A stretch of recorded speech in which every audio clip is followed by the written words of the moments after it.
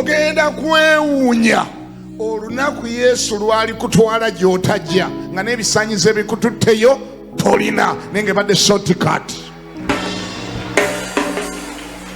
Olunaku Yesu lwali kufuula ekintu nga n'ebisanyizo byakyo tobirina, n'engeri gy'olituukayo naawe toligimanya, n'abalabe bo bali kutunulira ng'otuddeyo ne bagamba kano kagenzeeyo katya banna abakulinako bwino. Gamba nti bwino.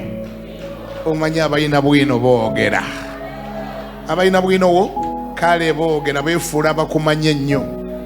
Oli anyuma eno kwemagamba nti yasoma naawe ekyakatebe wakoma mu kyakuna, n'akomba ne ku ttaka n'alayira naga nti ebyanalowooza mbimanyi, twali ffenna yakoma mu kyakuna kuba kitaawe ne nnyina yafiira awo, teyaddayo mpozi kyeyagattako kironde, yasoma ekironde n'amala omugigi awo n'atandika okutunda amenvu ne kasooli omwoki. Ebyoyo mbimanyi, waliwo abeefuula abakumanyi. Katonda alibasamaliriza olunaku lumu ng'otuddewo tataka kutuuka.